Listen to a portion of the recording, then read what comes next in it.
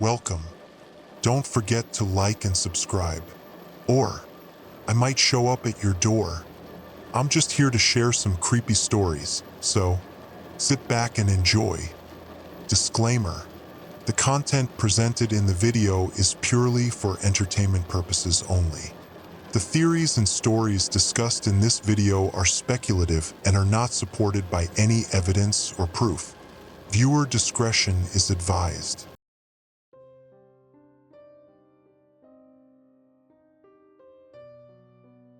My shift started like any other. Quiet, empty, and just a little too cold. I was the night security guard for Red Hill Industrial Complex, a site that had been running on autopilot for years. It used to be a major distribution center before most of the operations became automated. Now, my job was less about protecting property and more about watching over ghosts. Silent conveyor belts, empty loading docks, and a sea of flickering fluorescent lights. Most nights, I made my rounds, checked the cameras, signed off on the maintenance logs, and counted down the hours until sunrise. The job was boring, but boring was good. Boring meant nothing was wrong, but tonight wasn't boring. Tonight, I heard footsteps. At first, I thought I was imagining it. Just the wind rattling through the vents or the distant hum of machines settling. This place had its share of odd noises. Old pipes groaned, metal frames expanded and contracted with the temperature, and sometimes, if you were really tired, you could convince yourself you heard voices in the static of the security monitors. But these weren't random sounds. They were footsteps, started just after 2 a.m. I was sitting in the security office, flipping through the old logbooks. The last guy who worked this shift quit suddenly, never even collected his last paycheck. According to his final report, there were repeated disturbances in Zone C. Zone C was a long, empty hallway that led to the old storage wing. No cameras, no windows, just rows of unused shelving and a few flickering exit signs. The report didn't specify what kind of disturbance, just that he had requested a transfer before he left. I almost laughed. If hearing some weird noises was enough to make you quit, maybe night security wasn't the right job for you. And then I heard it, a single footstep, right outside my office. I froze. My heart jumped into my throat. Another step, soft, deliberate. I turned toward the door. The tiny glass window was pitch black. The hallway lights should have been on, but they weren't. I leaned forward, reaching for my flashlight, but then, nothing. No more footsteps, no movement.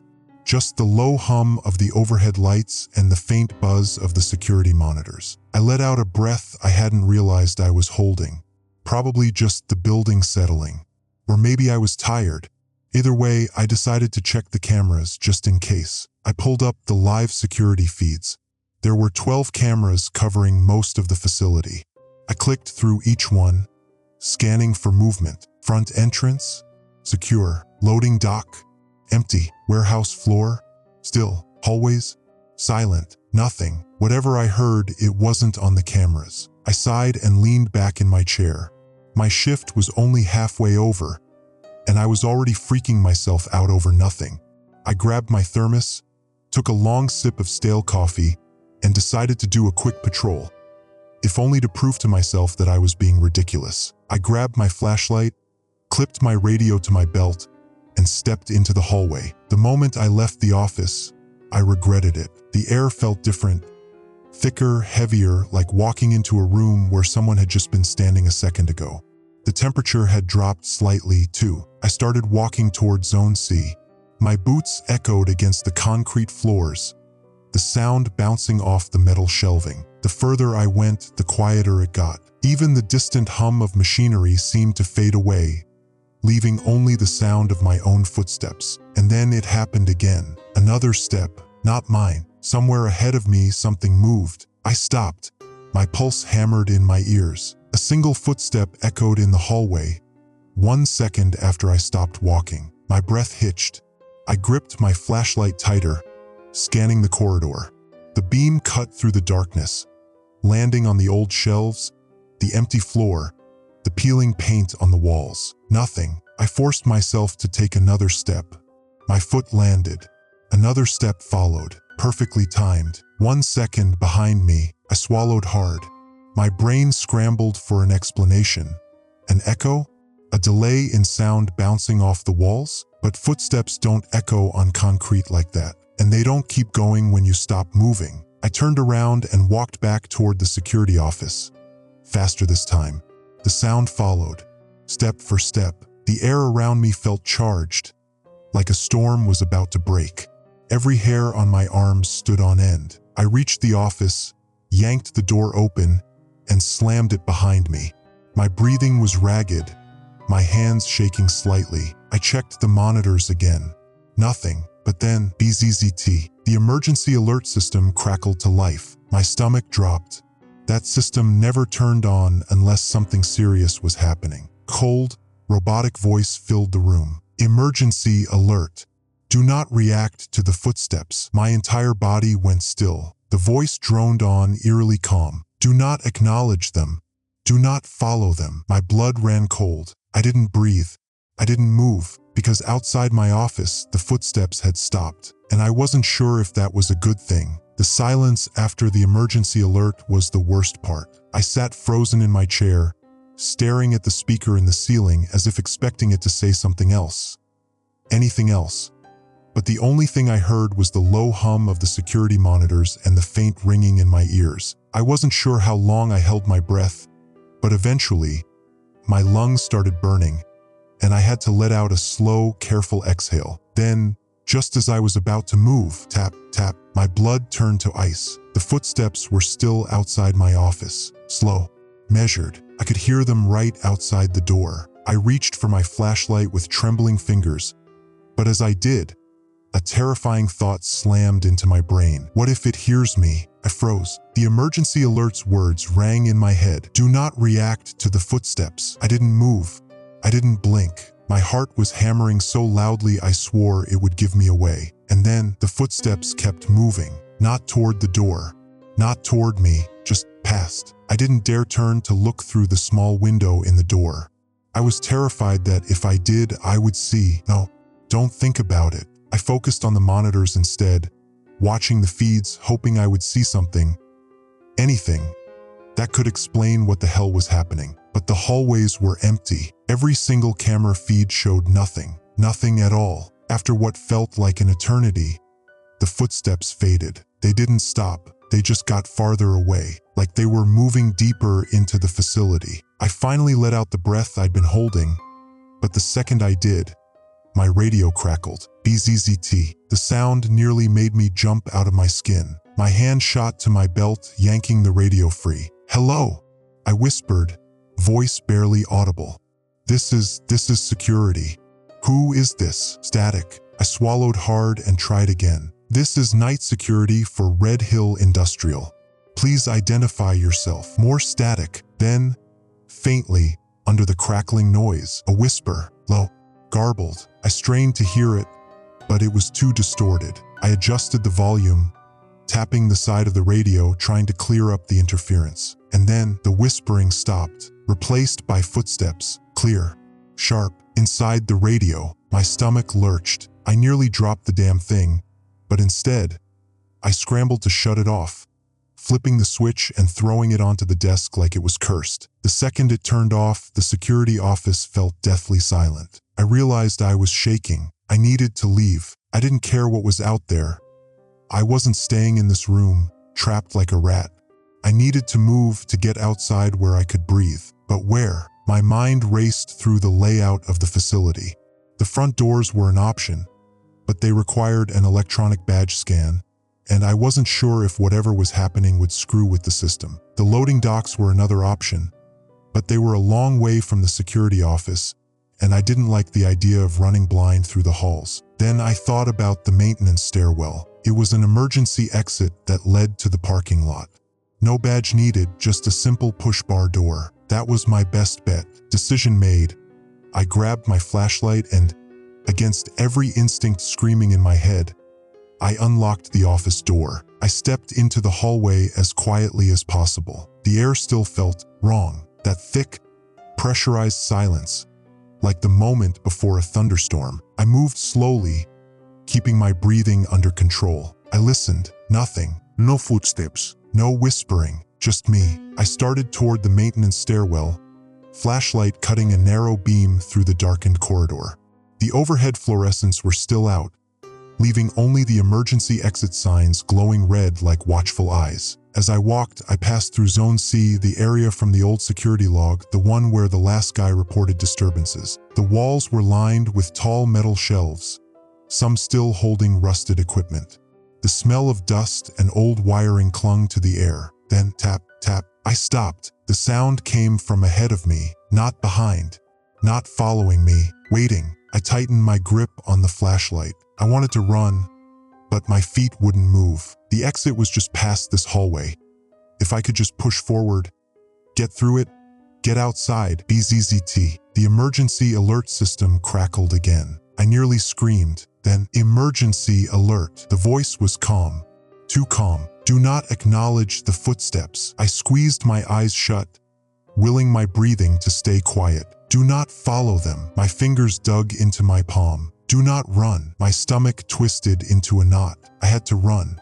I couldn't just stand here. IT learns. My pulse stopped. The footsteps ahead of me moved again. They weren't coming toward me. They were circling, like something was thinking, deciding what to do next. I wanted to bolt, to sprint for the door, but that voice, that horrible artificial voice, kept replaying in my head. IT learns. My breath came in short, panicked bursts. I wasn't going to make it. I knew, deep down, that the moment I ran, it would chase me. The moment I acknowledged it, it would know. So I did the only thing I could do. I gritted my teeth, stared at the glowing exit sign, and kept walking. Slow, measured, controlled. And the footsteps, they did the same. Every step I took was slow, measured, controlled. And the footsteps, they did the same. My body screamed at me to run. Every survival instinct I had was clawing at my brain, demanding that I sprint for the exit and never look back. But the emergency alert's words wouldn't let me. Do not acknowledge the footsteps. Do not run. It learns. I didn't know what it was, and I didn't want to. The only thing I knew was that it was watching me, listening and waiting. The red exit sign was just ahead, just beyond the last row of metal shelving. My fingers twitched, itching to break into a sprint. But I forced myself to keep my pace even. If I ran, I had the sickening feeling that it would run too, and I didn't want to know how fast it was. I stepped past the last shelf, and the emergency door came into view. A heavy steel door with a push bar. No keycard, no scanner, nothing electronic that could fail on me. It was so close. I reached out. The footsteps stopped. My heart seized. They had been following me, mirroring my every move. But now, silence. I wasn't sure which was worse. I stood frozen, fingers hovering just inches from the push bar, waiting, listening. My own breath sounded too loud in my ears. My pulse throbbed in my throat, and then a sound. Not footsteps this time, a whisper, soft, faint, so close it felt like it was right behind me. A single word, run. My whole body locked up. It wasn't the robotic emergency alert voice. It wasn't static. It was something else, something inhuman. The way it said it, low, deliberate, like it was testing the word on its tongue. I squeezed my eyes shut, swallowing hard. Do not react. Do not react. Do not react. I couldn't move. If I ran, it would chase me. If I turned around, I would see it. And if I saw it, if I acknowledged it, it would know me. It would learn me. My shaking hand finally made contact with the door. I didn't slam it open. I didn't shove it. I just pressed down on the push bar slowly. The latch clicked. I stepped through. The cold night air hit me like a punch to the chest. I stumbled outside, my breath coming in ragged gasps, my skin prickling with the sudden temperature change. But I didn't run. Not yet. I let the door swing shut behind me. The second it closed, slam, the footsteps charged the door. My whole body jerked back as something collided with the metal from the other side. I bit down on my lip, clamping a hand over my mouth to keep from making a sound. The steel door shuddered, but it didn't open. Whatever was inside wasn't strong enough to break through. Not yet. For the first time since the emergency alert, I felt like I could breathe. I took a shaky step back, staring at the door, half expecting it to fly open at any second. Didn't. The footsteps had stopped again. Had it given up? No, I didn't believe that for a second. It was listening, waiting. I forced my legs to move, stumbling across the pavement toward the security booth at the far end of the parking lot. The booth had an emergency phone. If this was a power failure, a hack, a glitch, or something worse, I needed to call for help. But as I neared the booth, my radio crackled. BZZT. I nearly jumped out of my skin. I had turned the damn thing off. The volume was still all the way down. And yet, a whisper. Listening. The words slithered out of the speaker, stretched and distorted, barely more than a breath. I ripped the radio off my belt and threw it to the ground. It didn't stop. Even with the battery removed, the radio kept whispering. Listening, listening. My stomach churned. I took a shaky step back, then another. The whispering faded. I didn't wait around. I turned and ran the rest of the way to the booth. The booth was small, just a tiny glass shelter with a desk, a security log, and an old-school corded phone. I grabbed the receiver with shaking hands and dialed 911. The phone rang and rang and rang, then click, silence. I opened my mouth, but before I could speak, a voice came through. Do not acknowledge the footsteps. My stomach dropped. It was the emergency alert voice, but it wasn't coming from a speaker. It was coming from the phone. Who is this? I whispered. Silence. Then something moved outside the booth. I spun around. The parking lot was empty, but my gut twisted in pure primal terror. The silence was too heavy. I slowly lowered the phone, my fingers aching from gripping it so hard. Then I saw it, across the lot, standing just beyond the reach of the streetlights. A shadow. No, not a shadow. Something standing still, watching me. The shape wasn't right. It was tall. Too tall. Its head was tilted, its body slightly off balance, like it was still figuring out how to stand like a person. My blood turned to ice. It had followed me. It had learned. And now, it wanted to see what I would do next. I squeezed my eyes shut, gripping the edge of the desk so hard my knuckles went white. I did not move. I did not react. I did not listen to the footsteps, because I knew, deep in my bones, if I did, it would learn even more. And I didn't want to find out what happened when it finally knew everything about me. I stood frozen inside the security booth, staring at the thing in the parking lot. It wasn't moving, but I could feel it watching me. The emergency alert had told me not to react to the footsteps. But what about this? What about when the thing stopped moving altogether? The air in the booth felt too thick, too still. My breathing was the only sound, each inhale and exhale too loud. I forced myself to look away, not because I wanted to, but because I had to. If I kept looking at it, I would acknowledge it. And I had a gut-wrenching feeling that the moment I truly acknowledged it, the rules of the game would change. I turned my attention back to the phone, fingers gripping the receiver so tightly my knuckles turned white. I had to call someone. I hung up and dialed 911 again. The phone rang once, then click, silence. I swallowed hard. Hello? I whispered. First nothing, then a voice. You are being watched. It wasn't a robotic emergency alert this time. It wasn't static. It was a real voice, a woman's voice, calm, detached, like she was reading from a script. My grip on the phone tightened. Who is this?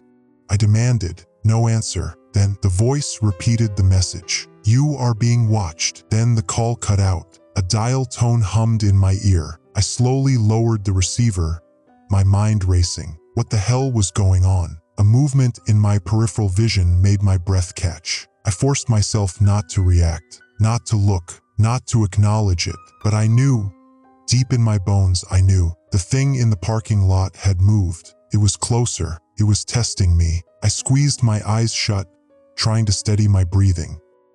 I needed a plan. If this thing was learning, then that meant it was smart. It was figuring out how I reacted, how I processed fear. I had to do something unexpected, something it wouldn't anticipate, something it couldn't learn from. I forced myself to take a slow step back, moving away from the glass. I didn't run. I didn't panic. I just moved with deliberate slowness, never letting my body language betray what I knew. I had to act normal, like I didn't see it, like it wasn't even there. I grabbed my keys from my belt, my hands only trembling slightly. The security jeep was parked just outside the booth. If I could get inside and drive away, maybe I could. No, I shut the thought down immediately. If I reacted like I was fleeing, it would learn, it would know, and the next time, it wouldn't give me a chance to run. I had to move like I wasn't escaping. I had to move like I was following a routine. I reached for the door handle and tap, tap. I nearly screamed. The footsteps were inside the booth. Behind me, I locked my jaw, every muscle in my body screaming to react, to whirl around, to see what was there. But I didn't. I kept my breathing steady. I kept my body still. I did not acknowledge it. The footsteps took another step, closer. The booth was tiny. There was no way in hell I wouldn't be able to see it out of the corner of my eye. And yet there was nothing. The air behind me felt wrong, like something was standing there, like something was pressing against the space I occupied. I felt it, but I did not see it. I forced myself to open the booth door, stepping outside onto the pavement. The cool air hit me again, grounding me. I took one step toward the jeep. Then the emergency alert system crackled back to life. New directive: do not leave the premises. My breath caught. That was new. The alert had only ever told me what not to do. Now it was giving me a direct command. The footsteps were learning. They were changing the rules. I had a choice to make: obey the alert or break the rules. If I stayed, I had no idea what would happen next. But if I left, I had a sickening feeling the thing would follow me. It had learned so much already. What would happen if I took it out into the world? What if it wasn't just learning about me? What if it was learning how to be human? I clenched my jaw, fingers tightening around my keys. I had to make a decision now, because the footsteps, they had stopped. They were waiting, they were watching, and I wasn't sure how much longer I could pretend not to see them. New directive: do not leave the premises. The emergency alert's voice echoed through the empty lot, hollow and robotic, yet dripping with intent. It had never told me what to do before, only what not to do. That meant something had changed. The thing in the parking lot, it was learning, and now it didn't just want to be seen. It wanted to keep me here. I stood frozen, keys clutched so tightly in my hand that the metal bit into my skin. The security jeep was just a few steps away.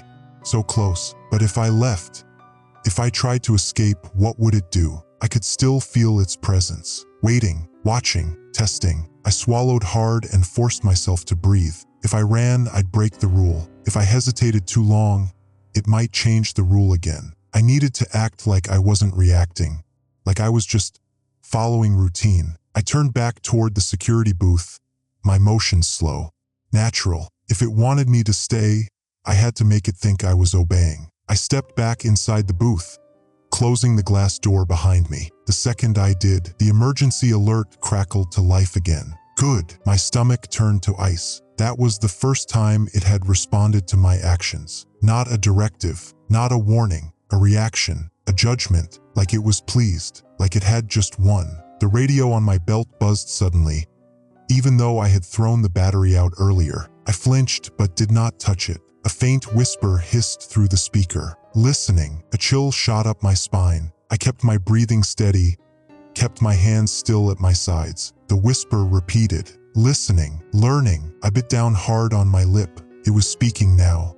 Not just copying, not just echoing. This thing was learning language, and it was using it to talk to me. The radio buzzed again. This time, the whisper was different. Not static, not a distortion, a question. What are you? My chest seized. I did not react, but my mind was racing. Why was it asking me that? Did it not understand what I was? Or was it testing me, trying to see if I would respond? I knew one thing for certain: I could not answer. If I spoke to it, I would be breaking a rule. And if I broke a rule, it would learn even more. The whisper repeated itself. What are you? Then a footstep, not inside the booth, outside, right behind the glass. So close. I held my breath. I wanted to squeeze my eyes shut, to pretend I wasn't here.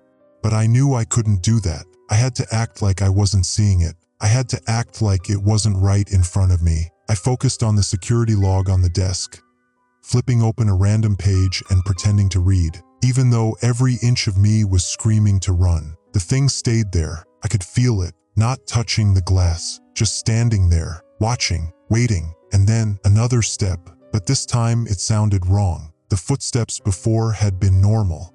They had sounded human, but this one, it was heavier, wet, like something soft was hitting the pavement, like it was changing, adapting. I clenched my jaw, staring down at the paper in front of me, not reading a single word. I could not react, could not acknowledge, could not listen.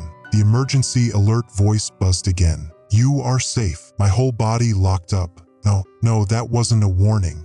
That wasn't a directive. That was a lie. It was trying to convince me to stay. And if it was doing that, then that meant it was no longer just learning from me. It was manipulating me. I had to move. I had to get out of here now, but I had to do it carefully. If I let it know I was afraid, if I let it know I had figured it out, the game would change again. I took a slow breath and stood up from the chair, stretching like I had been sitting too long. Just another normal shift.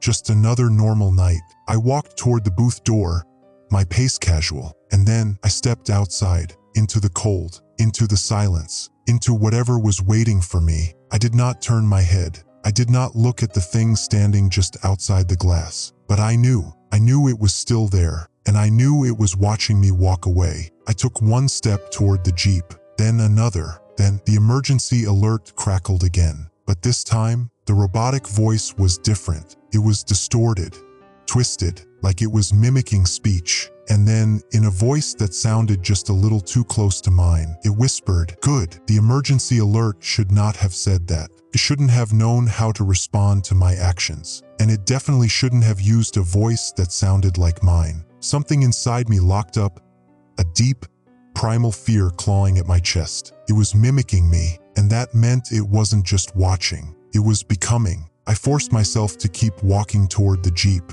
I could still feel it behind me, standing outside the booth. I didn't turn around, didn't react, didn't let it know that I had realized just how dangerous this had become. I needed to act like I wasn't leaving, like I was just doing my job. I reached the Jeep and slid into the driver's seat, my movement steady, casual, not hurried, not scared. The second I closed the door, I reached for the ignition. But then, tap, tap, my breath hitched, the footsteps, but this time they were right outside my window. I tightened my grip on the steering wheel, staring straight ahead. It was testing me again, waiting. I could feel the weight of its presence just inches away. If I turned my head, if I looked, it would change the rules again. I didn't know what it wanted, didn't know how much it had learned, but I knew one thing for certain. I could not acknowledge it. Not now. Not when I was this close. The emergency alert crackled to life over the Jeep's radio. I braced myself. "Where are you going?" My stomach twisted into a knot. It had never asked me that before. It had never tried to hold a conversation. I stared at the dashboard, my mind racing. If I answered, I'd be breaking the rule. But if I stayed silent, it might push harder. I kept my face blank, my hands relaxed on the wheel. I could not let it know that I was thinking about it. The radio crackled again. "Don't leave." The voice wasn't robotic anymore. It wasn't static. It was too human, too close to my own. Like it was getting better, like it was practicing, perfecting. My pulse hammered against my ribs, but I forced myself to move normally. I reached for the gear shift, my motion slow and deliberate. If I acted like I was in control, maybe it wouldn't try to stop me. Maybe it would just let me go. Then something moved. In the rearview mirror, not in the parking lot, in the back seat. I didn't react, didn't jerk my head, didn't flinch. I kept my eyes forward, my fingers clenching the gear shift just a little too hard. It was inside the car, and I had no idea when it got there. The emergency alert crackled again.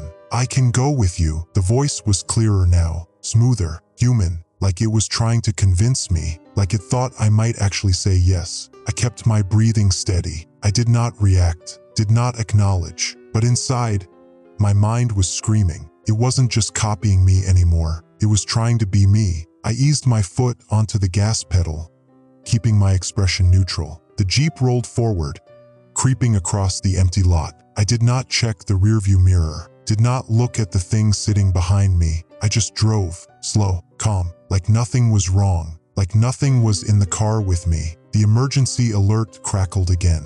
You shouldn't leave. My hands stayed firm on the wheel. You belong here. I swallowed hard. It was testing my response. I had to ignore it, but I also had to keep moving. If I hesitated, if I stayed too long, it might decide to keep me here permanently. I pressed a little harder on the gas. The parking lot shrunk behind me. The security booth. Asterisk, asterisk, the thing that had been standing outside of it. Asterisk, asterisk, disappeared into the darkness. I was almost free, but then the footsteps started again. Not in the parking lot, not behind the glass, inside the Jeep, right behind me, coming closer. My pulse slammed against my skull, but I kept my expression blank, did not react, did not acknowledge. The footsteps stopped just behind my seat. A breath of cold air brushed against my neck. Then the emergency alert voice whispered, right next to my ear. You hear me, don't you? My stomach dropped. It knew I could hear it, and that meant the game was over. I had to think, I had to act, because now I wasn't just dealing with something that could mimic. I was dealing with something that could adapt. It had learned footsteps, it had learned speech, and now it had learned something else, deception. It had tricked me into thinking I had followed the rules, into thinking I had done everything right. But now, it had me exactly where it wanted me. I wasn't just ignoring it anymore. I was trapped with it. I gripped the wheel tighter, keeping my breathing steady. I had to get out of this Jeep, had to find a way to get away from it. But if I moved too fast, if I ran, it would know. And if it knew I was trying to escape, it might not let me. The next move had to be perfect, because this wasn't just a game of footsteps anymore. Now it was a conversation, and I had no idea what it would say next. You hear me, don't you? The emergency alert voice, no, the thing was right behind me, whispering, testing, waiting. I didn't move, didn't breathe, didn't let my hands tremble on the wheel. I had been so careful. I had followed every rule, ignored every warning, and kept my head forward. But now it knew the truth. It knew I could hear it. The Jeep rumbled along the empty road, headlights slicing through the pitch-black night. Outside, everything looked normal, silent, still, like the town beyond this road still existed, like I was still in a world that made sense. But I wasn't. I was trapped inside a moving car with something that had never been human, something that had been learning from me, and now it wanted me to admit it. The whisper repeated itself. You hear me. It wasn't a question anymore. It was a statement, and worse, the voice was almost identical to mine. Almost. The cadence was just a little off, a fraction too slow, like a recording that had been played one too many times, like it was still practicing, still perfecting. My stomach turned. It was trying to sound exactly like me. I kept my eyes on the road, my face blank. If I reacted, it would win. If I flinched, it would learn even more. I had to act like it wasn't there, like I was alone, like I was just another security guard driving home from a shift. I flicked on the radio, twisting the dial with steady hands. Static, more static, then emergency alert. Do not respond. My pulse jumped. That wasn't the real emergency system. That was it, using the radio, using its new voice. A footstep inside the Jeep. It moved from the back seat to the passenger side. But I did not react, even though I could feel it there now, sitting, copying me. Its weight shifted against the seat, the leather creaking, slow, deliberate, like it wanted me to know it was getting comfortable, like it thought it belonged here. The Jeep's interior light flickered, a brief, stuttering flash. For half a second, I caught a glimpse of the passenger seat. My knuckles went white on the wheel. Empty. Nothing was there. But I knew better. Just because I couldn't see it didn't mean it wasn't there. The radio buzzed again. Where are we going? I clenched my jaw. It had asked me that before, back in the parking lot. But this time, there was something new in the voice. Something closer to real. It sounded almost eager, like it wasn't just mimicking conversation anymore, like it was trying to have one. The road stretched ahead, dark and empty. I had no idea where I was going, just that I needed to get out of here, to escape. But what if there was no escape? What if I had never actually left the parking lot? What if I had been driving in circles? I glanced at the GPS screen. The map wasn't loading, just a spinning loading icon in the center of the screen. The signal was gone. The emergency alert crackled. This isn't the way home." The voice was softer this time, like it was concerned, like it was trying to help me. My throat tightened. No, it wasn't worried for me. It was testing how I would react, how I would respond to that statement, seeing if it could get me to slip up. I kept driving, didn't speak, didn't acknowledge. The voice tried again. "You're lost." It was pushing harder. I gritted my teeth and kept my face blank. I had to hold on. I had to get out of here. The GPS flickered. Then a new destination appeared. Not one I had entered, just a single word: home. And the arrow was pointing behind me, back toward the lot. I slammed on the brakes. The Jeep skidded to a stop, tires screeching against the asphalt. I gripped the wheel so tight my arms ached. The whisper stilled. The weight on the passenger seat vanished. For a long, horrible moment, there was silence. Then footsteps, outside the car this time, circling, moving. I kept my breathing steady, staring straight ahead. Whatever was out there, whatever had been inside the Jeep with me, had just stepped out. And now it was walking around the car, slow, patient, like it had all the time in the world, like it wasn't afraid of me leaving anymore. I didn't dare turn my head, didn't dare check the mirrors. I had already let it know I could hear it. If I saw it now, if I let it know that I knew exactly where it was, that would be the final mistake. The emergency alert crackled one last time, but this time, the voice was no longer a whisper. It was clear, strong, almost human, and it said, "Your home is the lot." My blood ran cold. It wasn't trying to stop me anymore. It wasn't trying to test me. It had already made up its mind. The emergency alerts had never been warnings. They had been rules, and I had broken them. I had listened. I had acknowledged. And now it wasn't chasing me anymore. It was calling me back. Because as far as it was concerned, I didn't live in the world outside this road. I belonged back in the parking lot, and it was waiting for me to come home. The emergency alert voice echoed in my head. "Your home is the lot." I gripped the steering wheel, my knuckles aching from the pressure. The weight of the words pressed down on me, heavier than the darkness outside. It wasn't a suggestion. It wasn't a threat. It was a fact. At least that's what the thing wanted me to believe. And maybe it was right. The road ahead stretched into the abyss, swallowed by thick fog that hadn't been there before. The GPS still displayed that single ominous word, home, pointing backward, telling me to turn around, telling me to go back. I refused. I wasn't going back to that lot. I wasn't going back to it. The emergency alert crackled again. "You are making a mistake." The voice was no longer robotic. No distortion. No static. It was just a voice. One that sounded too much like mine. Like it had spent all this time studying, mimicking, practicing. I stared straight ahead. I kept the Jeep moving forward, even as the fog thickened, even as my gut told me I was driving into nothing, even as I felt the weight of unseen footsteps pacing alongside my vehicle. I didn't look, didn't react, didn't acknowledge. The radio popped. Then a new sound filtered through. Not a voice, not footsteps, something worse. A heartbeat, deep, rhythmic, and not my own. It thumped through the speakers, slow and deliberate, like it was syncing up with mine, trying to match it, trying to become it. I swallowed hard, my pulse hammering in my ears. If I didn't act soon, I wouldn't be able to tell where I ended and where it began. I reached for the volume knob, twisted it all the way down. The radio did not get quieter. The heartbeat did not stop.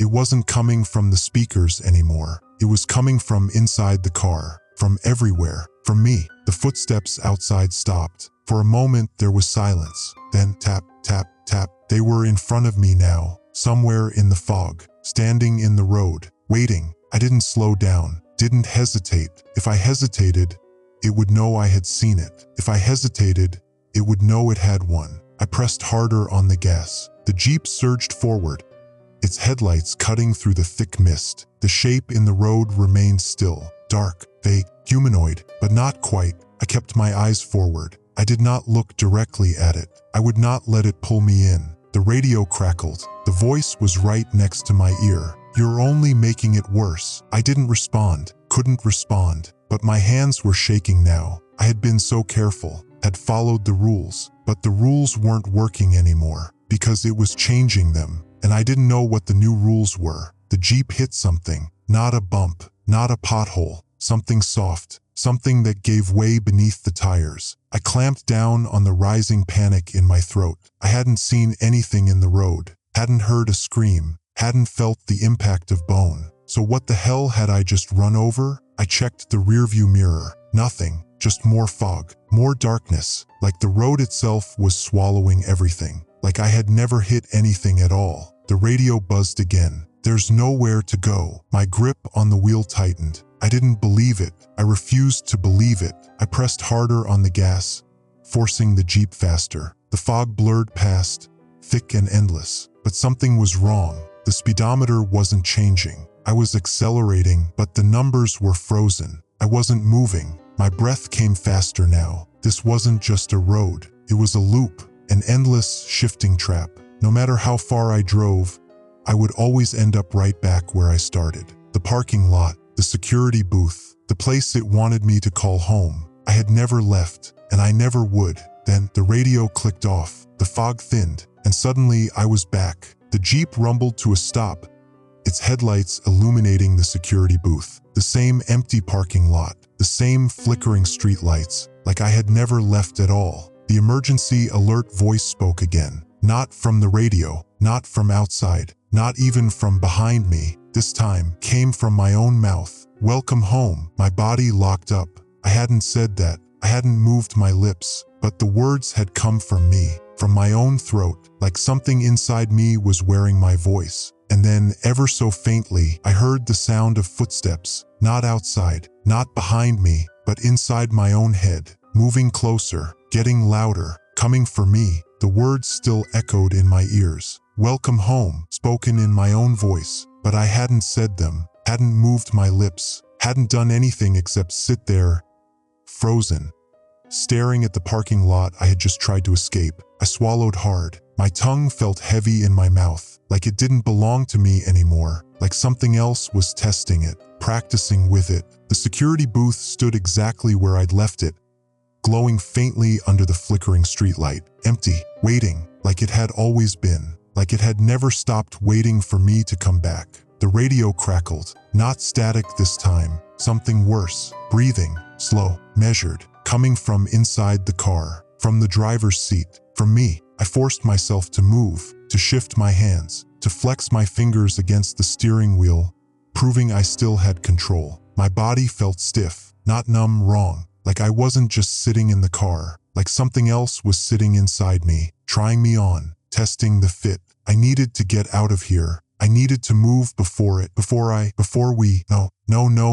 I was still me. I was still me. I took a deep breath and turned off the ignition. The second the keys clicked into place, the breathing stopped, cut off, like someone had held their breath, listening, waiting. I swallowed hard and reached for the door handle, paused. What if that's what it wanted? What if opening the door was another mistake? Another way in? I gritted my teeth. No, I couldn't just sit here. I had to move, had to prove to myself that I was still in control. I yanked the door open, and the second I did, the footsteps started again. Not just one set, not just circling the car this time, everywhere, pounding against the pavement, from the lot, from the booth, from the inside of my own head, all moving toward me. I launched myself out of the Jeep, slamming the door shut behind me. The footsteps stuttered. For a brief, horrible second, the world seemed to hold its breath. Then they changed direction. The sound split. Half of them kept moving toward me. The other half, they kept walking toward the Jeep,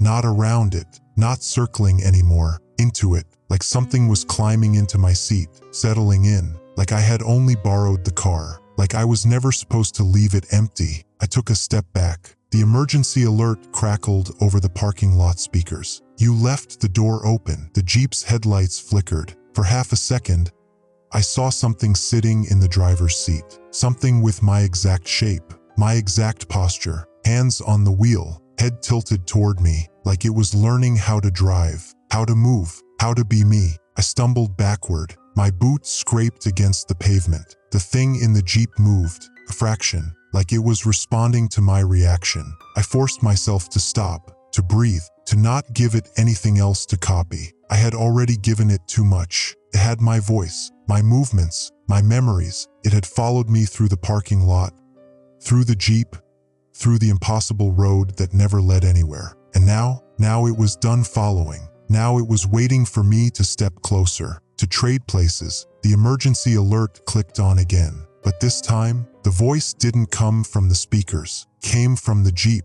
Don't listen to the footsteps. The same warning from the beginning, spoken in my exact voice, perfectly. I stared at the thing in the Jeep. I stared back, not through the windshield, through the rearview mirror, watching me, waiting, like it had already taken my place, like I had been the intruder this whole time, like the security job, the booth, the lot.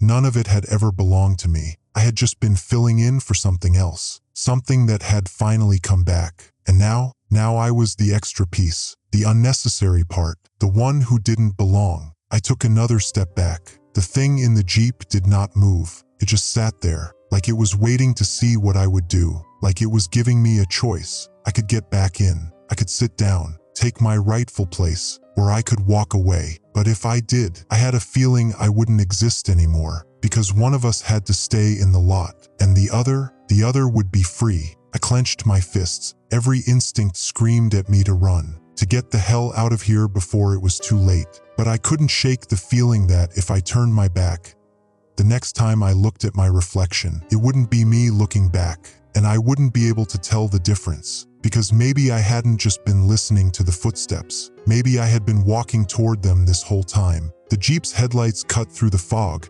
but they didn't seem to reach anything anymore. The parking lot stretched endlessly, filled with shadows that twisted in the corners of my vision. I couldn't trust the ground beneath my feet anymore. I couldn't trust the air I was breathing. I looked at the thing sitting in the driver's seat. It wasn't just an imitation anymore. It wasn't some mimicry of me. It was me. At least it looked like me. But it wasn't. I knew the rules now. I knew what had been happening all this time. Every time I left, every time I tried to leave, I had been walking into a trap. The footsteps that followed me weren't the ones of something chasing me. They were the footsteps of something waiting for me to come back, waiting for me to become the thing it wanted me to be. I swallowed. I didn't know what it wanted from me. All I knew was that it had everything. It had my face, my voice. It had learned everything it needed to know.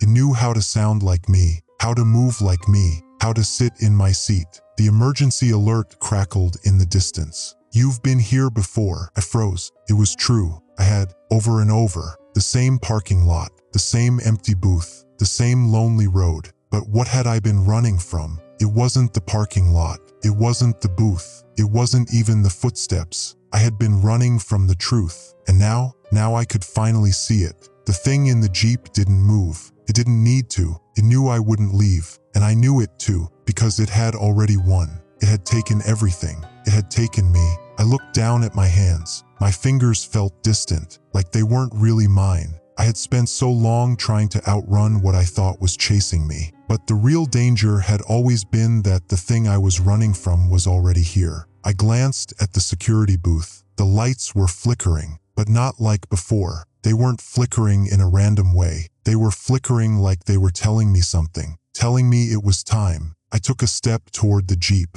My boots scraped against the pavement, the sound louder than it should have been. The footsteps that had followed me for so long seemed to pause, as if they were waiting for me to make my move, to choose, to give in. I reached for the door handle, but before I could touch it, the voice spoke again. "There's no turning back now." I closed my eyes. I didn't know if I had the strength to look anymore. Maybe the fog would swallow me whole. Maybe the parking lot would just vanish. But I had to face it. I had to face the thing that wasn't waiting anymore. The thing that was already here. I opened my eyes. I opened the Jeep door. And for the first time, I didn't see me in the driver's seat. I didn't see a copy. I saw the thing that had been wearing my face. But it wasn't wearing my face anymore. It was wearing my life. It had my memories. It had my soul. And now it had me. I stepped inside the Jeep. The seat felt too warm, too familiar. I felt the cold sweat on my palms as I gripped the wheel. But I didn't need to drive anymore. The road was already taking me somewhere I couldn't follow. I tried to breathe,